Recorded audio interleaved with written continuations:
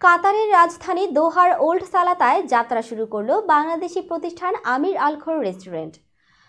কাতার প্রতিনিধি আবুল কালাম ফয়সাল জানান, প্রবাসী কর্মসংস্থান সৃষ্টি ও বাংলাদেশের খাবারের স্বাদকে বিশ্বের কাছে পরিচয় করিয়ে দেওয়ার পাশাপাশি প্রবাসীদের বৈচিত্র্যময় খাবারের চাহিদা মেটানোর প্রত্যয়ে আনুষ্ঠানিকভাবে যাত্রা শুরু করল এই রেস্টুরেন্ট।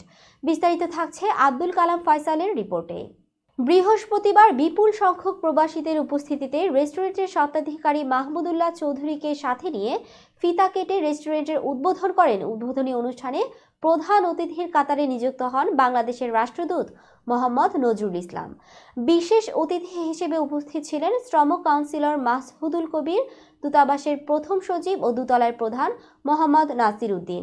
অন্যান্য অতিথির মধ্যে উপস্থিত ছিলেন মোহাম্মদ ইমদাদ চৌধুরী, আবু তালেব, জসিম উদ্দিন, মাওলানা আবু বকর ও তারেক রহমান প্রমুখ। শেষে রেস্টুরেন্টের সাফল্য ও সমৃদ্ধির কামনায় দোয়া মোনাজাত পরিচালনা করেন মোহাম্মদ নিজামুদ্দিন।